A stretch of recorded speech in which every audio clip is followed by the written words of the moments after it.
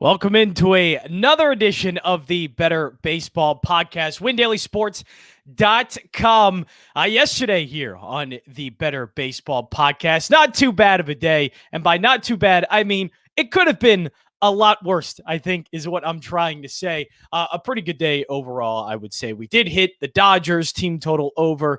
We hit the Detroit Tigers, which is what really made the day here at plus 165. So a pretty solid day here at the Bettor Baseball Podcast. My name is Jon Jansen. Follow me at jjansen34. Before we get into here today's slate, which is a pretty good slate today, I looked through and there were a couple plays that really just stood out to me. In terms of those that I just go, all right, well, that makes this a little bit easier. I'll take this one. So I hate to say locks. Locks is never a term that I really like to use when it comes to betting, and especially when it comes to baseball betting, because as we know, baseball betting, there isn't really anything that you could consider a lock. But I will say there are some plays today that immediately just jumped out to me, and we're going to obviously start right now with one of them, and that's, I think, a matchup everybody's going to look at, a guy that's getting Cy Young attention. Corbin Burns is going to take on this Chicago Cubs offense. Obviously, they're not very good. The Chicago Cubs have looked terrible this season. Jake Arrieta on the mound. Now, the first thing I thought is, okay, Jake Arrieta on the mound. You know, maybe I could take advantage of that matchup some way, a team total, money line, but there is no play here in terms of sides. I don't trust the Brewers offense. They should have won that game last night. It's a shame that Brandon Woodruff did not get that win. He looked phenomenal against the Cubs. And I think Corbin Burns is going to look the same, but I can't go sides here. I just can't trust the Brewers offense. I can't trust the Cubs either, to be honest. So I'm going to stay far away from that. But what makes this one really easy is Corbin Burns, the over 8.5. So far, Corbin Burns through 2 games, strikeout totals of 11 and 9. That is over, obviously, as we see, the 8.5 total strikeouts for Corbin Burns. But add on top of that, I mean, obviously, the stuff is great and the strikeout percentages is great. But the Chicago Cubs, they are 5th in strikeout percentage against right-handed pitching so far this season at 29%. Now we're going to go to another team on that list that we're going to take advantage of. But 29% is the Chicago Cubs strikeout rate against right-handed pitching. Corbin Burns, maybe one of the best right-handed starting pitchers in baseball. He has some of the best stuff in baseball because, well, he's going to be in the Cy Young votes, and he's going to be in that conversation. He's a candidate for it so far early on this season. Now, you see here, I also have under 3.5 runs. I don't know if I'm too convinced about that one. Jake Arrieta, I think, I'm a Philadelphia Phillies fan. So Jake Arrieta for the past 2-3 seasons, not really somebody that I would like to bet on very often. But I think with this Brewers lineup, Jake Arrieta looked pretty good in his first start. You know, this could be a candidate to go under 3.5 and the first 5 under. But I think for the most part, I put it on there because I've been thinking about it. I'm trying to decide whether or not I should do it. But I think as I look through this slate more and more, there are some other bets that I liked more, but that's one that I definitely was thinking about. Under 3.5, you're getting it at a little bit of plus money as well, plus 108, and we're seeing there. Those are the first 2 bets on the board. And the next one I'm going to go to here is the Philadelphia Phillies. Now, John, why are you going to the Phillies, who just lost a doubleheader to the New York Mets yesterday, and their bats did not look very good?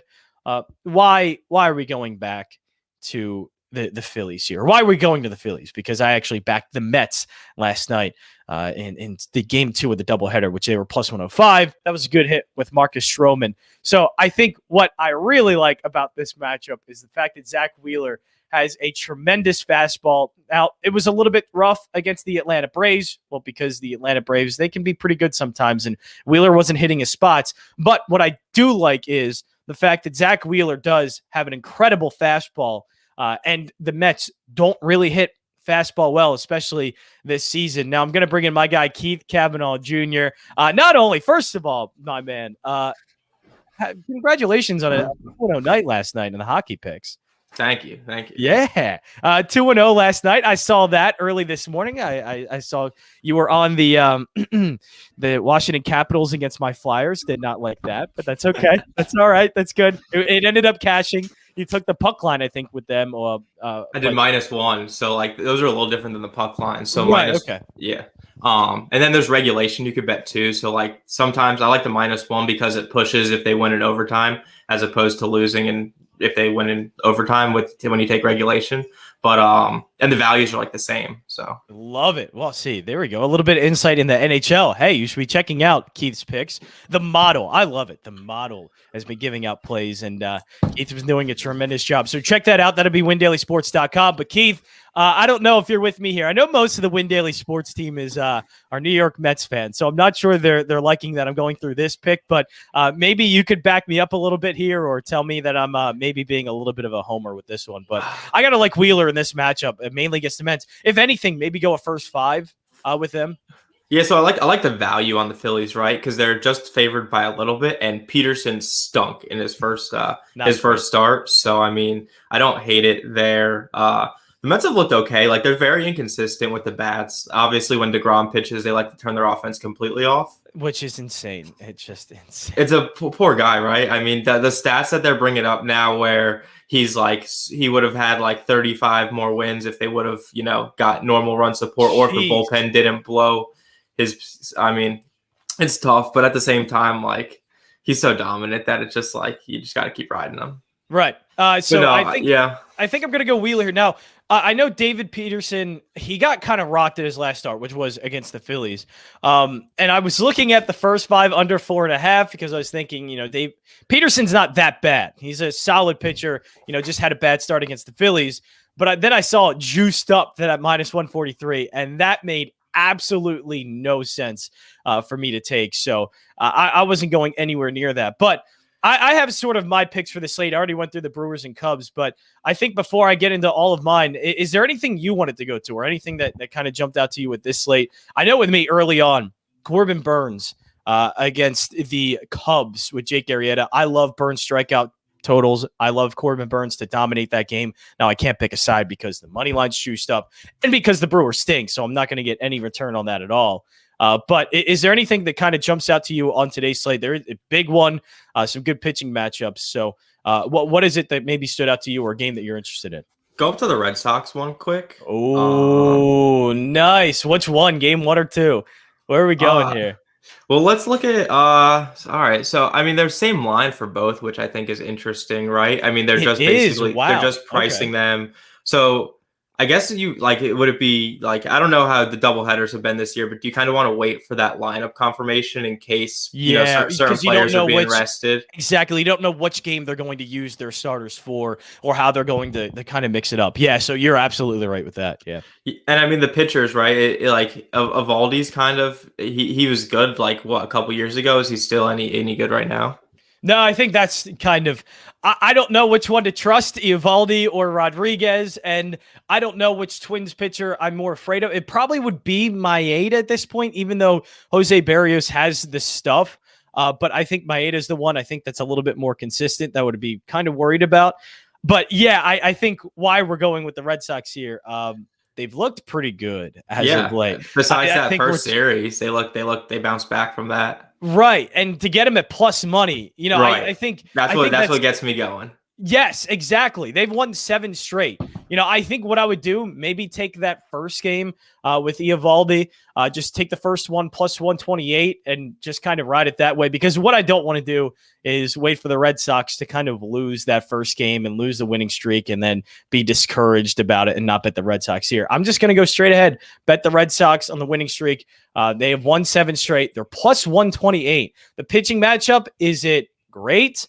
No, but I probably could have said that for every single game during the 7-game win streak for the Red Sox because, 7 games isn't really something I expected the Red Sox to do. So that's a good one to look for. But I like how you're going with that one because we at least have the winning streak. We know the Red Sox have been winning.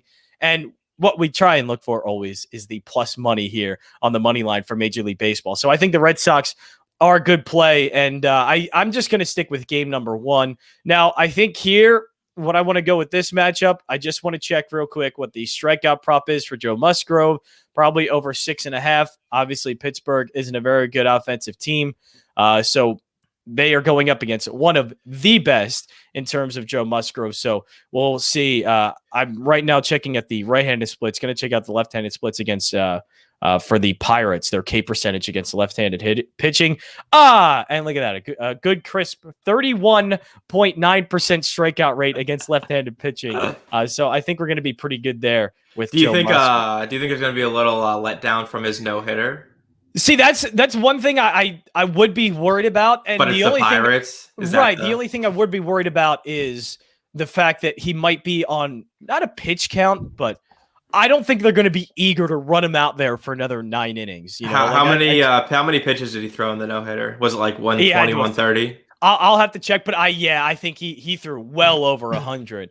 But yeah, I think he was like at 107, like in the 7th inning. Yeah. Oh yeah, he was definitely. But so far, Joe Musgrove. Now this is why you don't want to bet money line or anything, but has 10 Ks against Texas, 8 against Arizona. In that no hitter against the Texas Rangers, he went 9 innings. Let me see if I can get the pitch count real quick in this game because that does mean 112. So that's not that bad. No, that's actually what you would kind of if this was a complete game in any capacity. 112 is kind of where you would think it would be for the pitch count. So.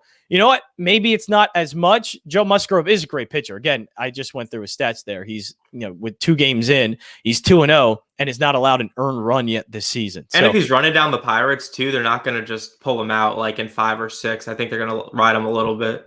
Right. And this is the strikeout prop is where it gets a little bit dicey, I would say, because if he's striking out batters, that means he's likely going to run that pitch count up a little bit. But I think they're going to be fine. 112 pitches doesn't actually scare me too much. So, you know what? Let's go over the 6.5 minus 113. Again, the Pittsburgh Pirates against left-handed pitching so far this season, only 72 plate appearances. It's a really small sample size, but a 31.9 strikeout percentage against a pitcher who has struck out 10 and 8 batters in his respective starts, coming off a no-hitter. I think he'll pitch deep enough into this game that they'll give him the 6.5. So, yeah, it's valid questions, though, right? Because I think the concern is, like, man, I don't know. I don't know if I want to bet on a guy that just pitched a no-hitter and think that he's going to, completely do that again or, he's going to be deep into the game. But I think he might still be hungover from celebrating.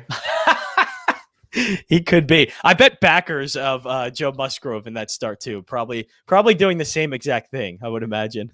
So question 2. So when you're looking at that the lefty righty strikeout rate, what's like an average number? Because you were mentioning there at 31%. That seems high. Like what's like an average number, like 20? So right now, average numbers, I'm not too sure of what it would be like, throughout a season because it can obviously vary. And we're seeing, I think, a little bit of this year the strikeouts are super high, right? I saw a tweet yesterday that was like it was outrageously high. So at least with left-handed pitching, there are 8 teams with 30% or more strikeout percentage. But if you look around the average middle of the league, it's about 25 to 27% that you would say. But once you see a team up into the 30s like that and a pitcher like Joe Musgrove, that's kind of where you would, I think, want to take a chance or at least know that, all right, this team is striking out at kind of a high clip. And that's what I was thinking with the Phillies as well yesterday. And they ended up striking out 14 times in game 1 and their strikeout percentage,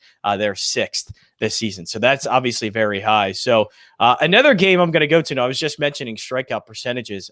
Tyler Mahle, who's going up against the Giants. Now, I think I get why there would be a little bit of hesitancy here. Keith, did you watch the Reds-Giants game last night? I did not. There was a lot of runs. And they were crushing the ball left and right. I think this game ended 7-6. There were 8 runs scored in the first inning off of Kevin Gausman and Luis Castillo. Now here you can obviously see I'm on the Reds minus 110 on the money line. Now Johnny Cueto pitched great in his last start, but I don't really expect that to happen all the time. Tyler Mahle has been great. 5 innings pitched, 2 earned against St. Louis, and then 4 innings pitched, no earns against the Diamondbacks. But his strikeout prop is where I want to go to because the San Francisco Giants, the 3rd highest K percentage against right-handed pitching this season, and we see over 5.5 at minus 120. So a little bit of juice on both of these, but not enough to where I've seen some. I was going to take some strikeout props, not Cueto's, but look at Cueto at minus 159. Like going nowhere near that one, Keith. That's gross. That's absolutely gross. I'm sure when you see an NHL pick like that too, you just go, oh. Yeah, there's been a couple money lines that are like minus 350, and I'm like, do not even look at. Wait, who was at minus 350? The Avalanche were against the Ducks. The Hurricanes against the Red Wings. The Lightning hit minus 400 against the Red Wings and lost that game. When do we see the Flyers end up going minus plus 350 at some point? They won't this season. Lucky for you. I mean, after last night's shell shock, though, they might have to. Yeah. You know what? I'll ask you about that. We're on the Bettor Baseball Podcast, but I like going through things in the morning, go through the things that happened the day before. WinDailySports.com, and this is also a good time to let you know that Keith is very good at talking hockey, and he went 2-0 last night. One of the picks was the Flyers. He faded them, took the Washington Capitals. So are the Flyers, are we betting the over on their games now? Is this just a thing? Are we going to do that? They have the highest over percentage in the league. And their most total goals per game in the league too. So basically just the sum of their goals for, goals against. So that, I mean, they're definitely, and that's with either goalie too, right? That's not just right. Hart or Elliott, doesn't matter. Both of them, especially Hart. I'm a little concerned about him this year, honestly. But the good thing with goalies is they fluctuate year over year. So like even if he has a down year this year, he can come back and play lights out next year, and then everything's good in the world.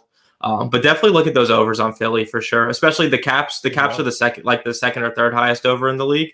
So I mean that was like a no brainer. Like I put it on my lean because what I like to do is, if I take a team in like a money line or a puck line or anything, I don't like to also take the over. I don't like to be like kind of betting both sides of it. I like to just do one or the other. And I was a little stronger on the Caps winning last night than the over. But I did put in the article too. I was like, if you want to take the over, like that should be a for sure thing. Yeah, I love that. And the Flyers have not been too good. So they traded a couple guys at the deadline too. They got rid of Gustafson and Raffle. It was horrible. Gustafson was brutally bad. They got a 7th round pick for him, so I mean it works out, right? It's better than nothing. They re-signed Lawton too, which is good. They were talking about moving him. Yeah. So obviously you can hear there from Keith. Very good with NHL when it comes to betting. You should be doing that, and you should also be just taking the Flyers over any chance you get. But yeah, you brought up kind of that point of, hey, if a goalie, a team is letting up a lot of goals, and especially they're going up a team against the Capitals that can score plenty of them, it seems like a perfect recipe for, all right, this is going to be a high scoring game. We're obviously going to take that.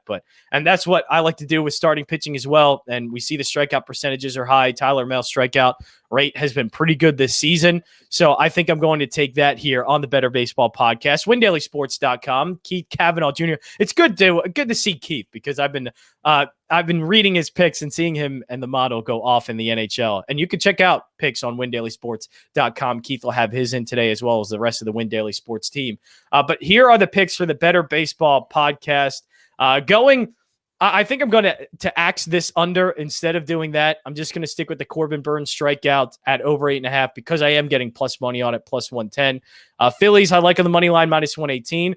Tigers and Astros. Here's where I'm taking a little bit of a risk, but I do like the fact that Houston's bats, they've gone very cold after a hot start this season. Michael Fulmer, actually not that bad, Keith. I know. I don't know if you pay attention to Michael Fulmer at all, but I don't think he's very good. Ex-Philly, right? Is he really? Oh my God! I don't know. Why do I not remember he's an ex-Philly? Is he an ex-Philly? I don't know. I thought the name sounded familiar, like he might be an ex-Philly.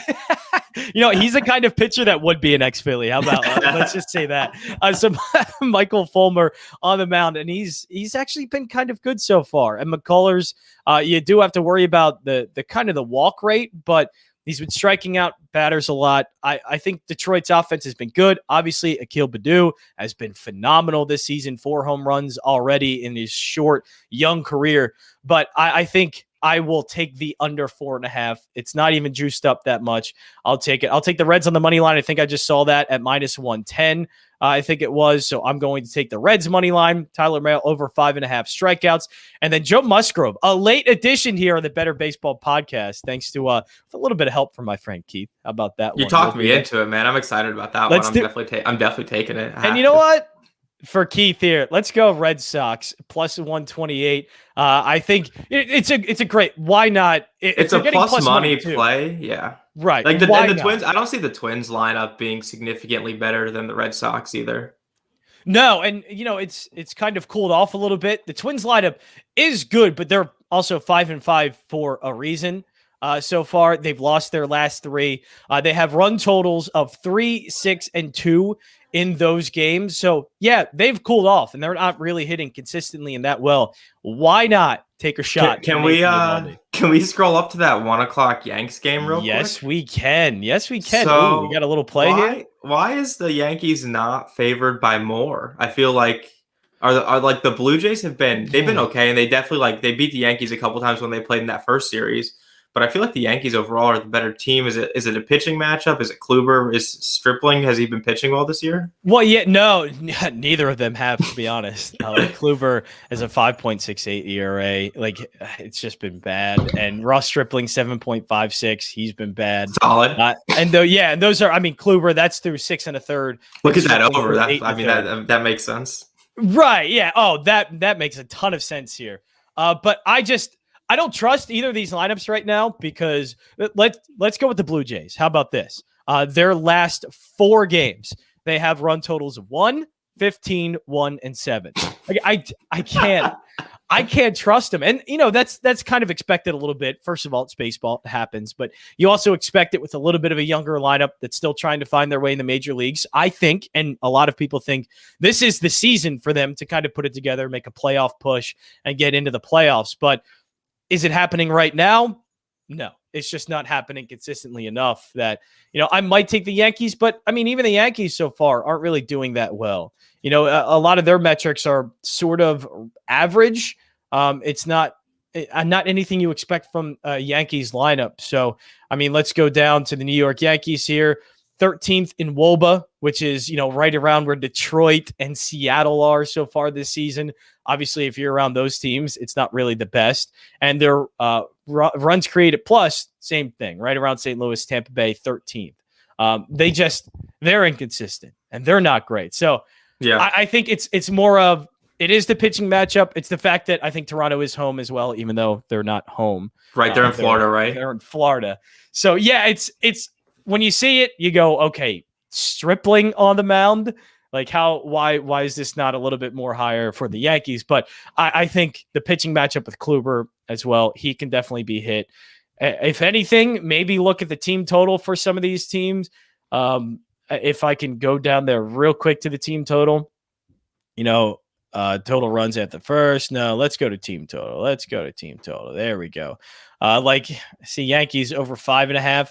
Maybe you're getting a little plus money out of that.